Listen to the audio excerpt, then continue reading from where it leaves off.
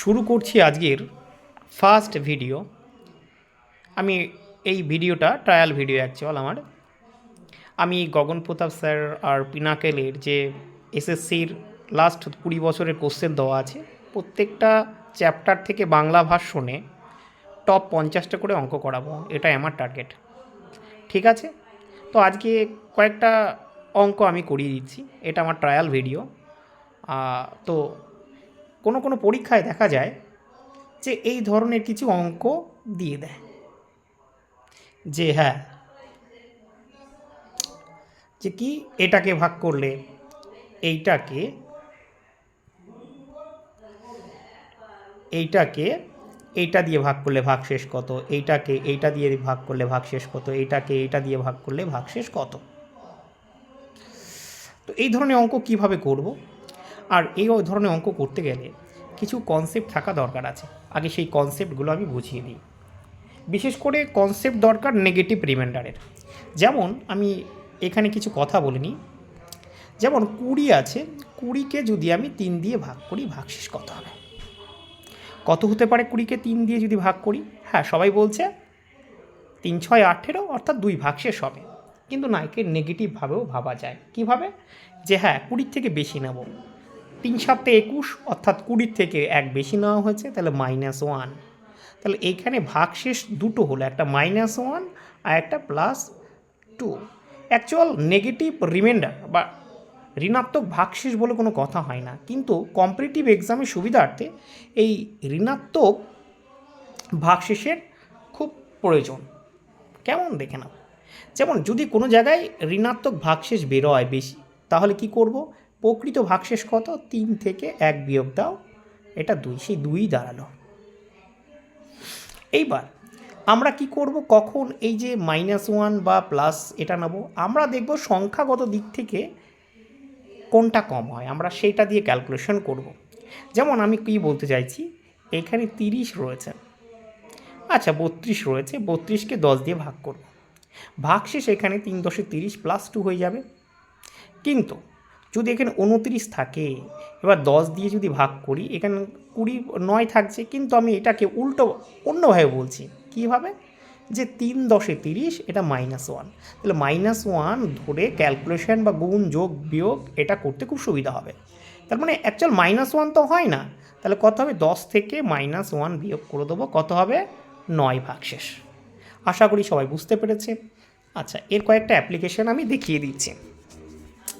যেমন 31 গুণ 29 গুণ, আচ্ছা 38 গুণ, আচ্ছা 49 ভাগ 10, একে ভাগ করলে ভাগশেষ কত?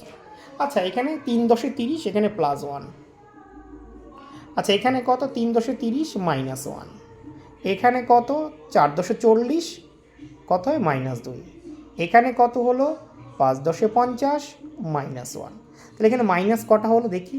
একটা, দুটো, তিনটে মাইনাস। তাহলে তিনটে মাইনাসে কী হবে? গুণ করলে মাইনাস হয়ে যাবে, আর এখানে যা গুণ আছে গুণ করলে 2 হবে, তাহলে -2। তাহলে অ্যাকচুয়াল কি এখানে -2 ভাগশেষ?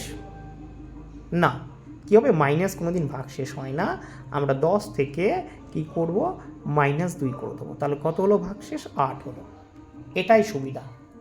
আরও কিছু দেখিয়ে দিচ্ছি। যেমন 6-এর মাথায় এখানে 20 আছে, একে 7 দিয়ে ভাগ করলে ভাগশেষ কত? তার মানে 6-এর মাথায় 20 মানে কত? 6 গুণ 6 গুণ ডট ডট এরকম 20টা রয়েছে।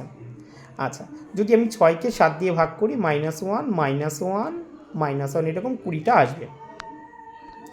তাহলে -1 যদি এখানে 20টা -1 আসে, তাকে গুণ করলে কি হবে? +1, অর্থাৎ +1 বেরিয়েছে, তার মানে এটাই অ্যান্সার। যদি এখানে 20 জায়গায় 19 থাকতো, তাহলে কটা -1 আসতো? 19টা -1 আসতো। আর সেই 19টা -1-এর গুণফল কত? -1, অর্থাৎ এখানে -1 অ্যান্সার নয়, কী হতো? 7 থেকে -1 করে দেবো, অর্থাৎ ভাগশেষ কত? 6। আশা করি সবাই বুঝতে পেরেছে। তাহলে আমি কয়েকটা অঙ্কে চলে যাই।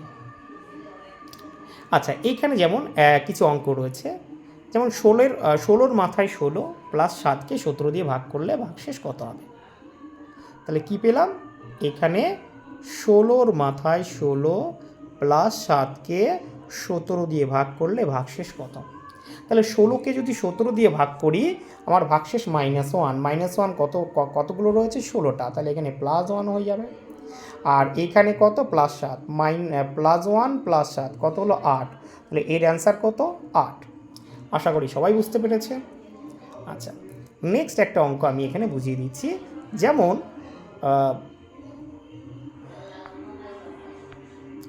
এখানে 16র মাথায় কত? 7 - 15 দিয়ে ভাগ করলে, এটা মুখে মুখে করে দিচ্ছি, 16কে 15 দিয়ে ভাগ করলে +1, +1 16 বার রয়েছে, তার মানে +1 -6 +1, আচ্ছা মাইনাস কত?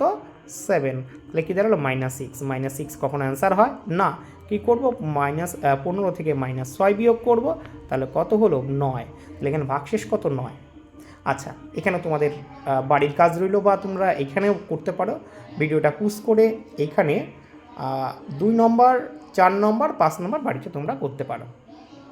ঠিক আছে, তাহলে এই অঙ্কগুলো কখন হবে?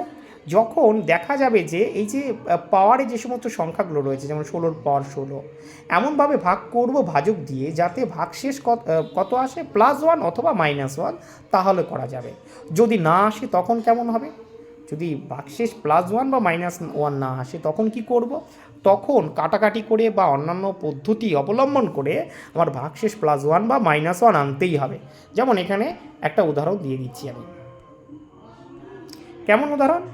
যেটা সিজিএলে দিয়েছে।